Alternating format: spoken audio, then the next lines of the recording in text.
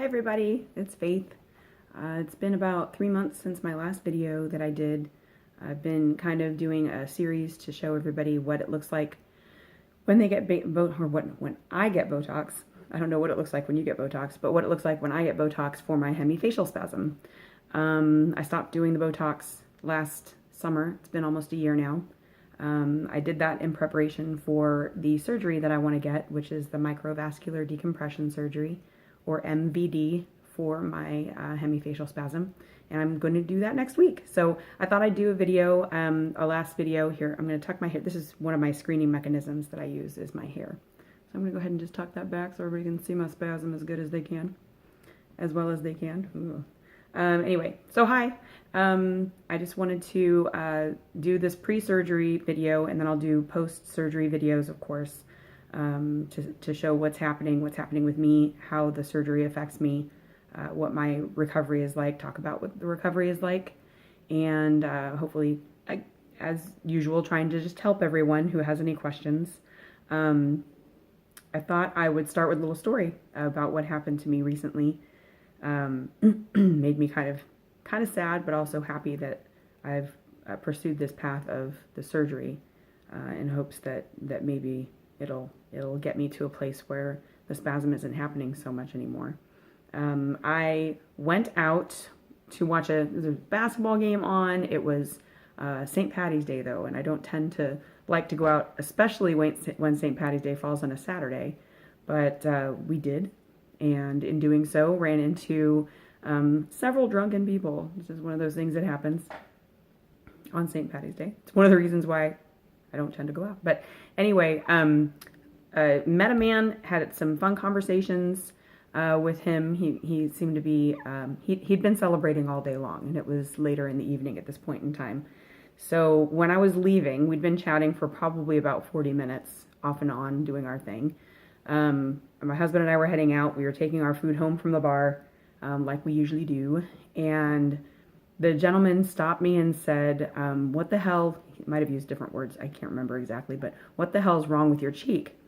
And I said, my automatic response, it was kind of crowded and loud in the place, so he had leaned into me to say it, and I leaned back kind of surprised and said, well, that's actually my hemifacial spasm.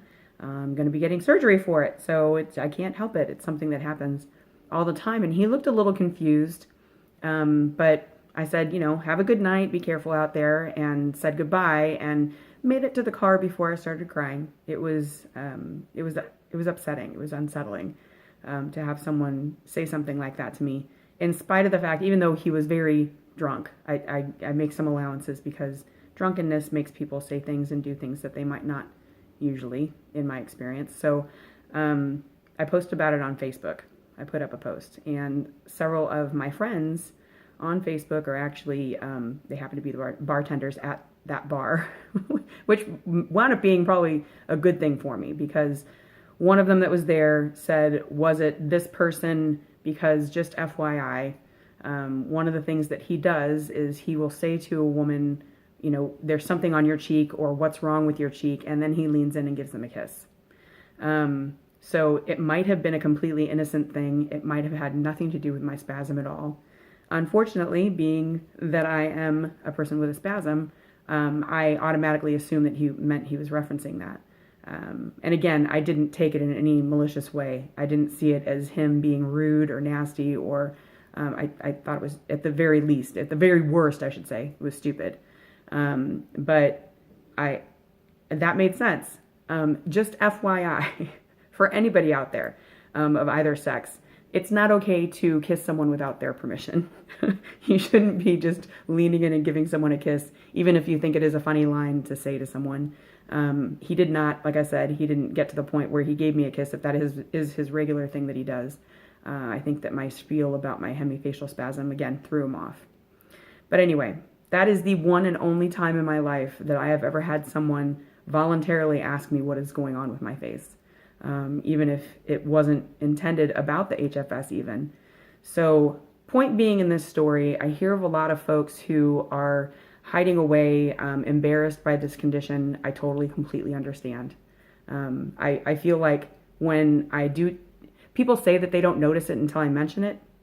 I think those people are being very kind, especially at this stage in the game. Maybe a few years ago when it wasn't as prominent, but these days it is a very prominent condition for my face.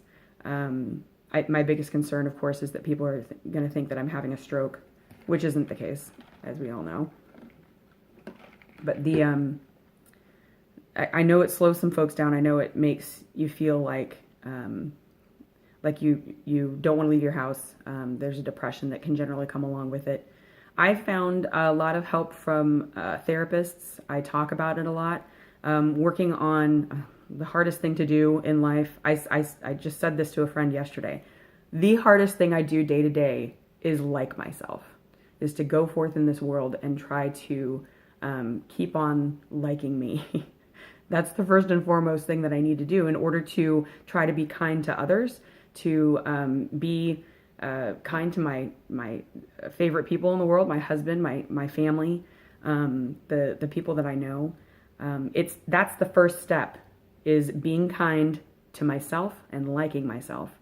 And it is really hard to do when a lot of the time you're feeling like you're a monster, a part monster. Not saying that that's what everybody else feels like. I feel like I'm part monster, and it's taken a lot of work to get past that. The spasm didn't help. I was part monster because of my personality, to be quite honest. The base of anger that I have and other things that I have going on in my life that made me maybe kind of just bitter about the world. So I've been doing a lot of therapy, and it just happened to help with the way that I deal with my spasm. So, like I said, I want to encourage everybody to find some level of support, whether that is the Facebook group, a Facebook group. I think there are a couple of them. I'm a member of only one. It's been very helpful and life-changing for me. And I will post a link, maybe not a link to it. I post the name of the group. So if you're on Facebook, I'll put that down in my about this video down below. So if you have any questions, though, let me know, and I'll definitely get back to you. Like I said, I'm gonna do another video post-surgery, let everybody know how things are going. I'll do a few videos. I mean, who knows what's gonna happen with this. I really am hopeful that it's going to, the ideal is, of course, that the spasms will stop. But it sounds like that's not 100% likely. It's a possibility. But there's also the possibility that they will continue for a while. And I want to chronicle and note how that's changing, what's changing with the spasms throughout the months following the surgery. And then I'll also talk about my recovery, which is very important to me, getting back up to the position that I'm in now, which is that I'm able to work out 4 or 5 times a week, and that I have a lot of appointments that I keep up with, that I work. I think my work should be okay, though, because I work from home for the most part, and it just depends on, and it's work that I enjoy, so it's not especially strenuous. So I'm hoping I'll be able to get back to that within a couple weeks, but I'll let you know.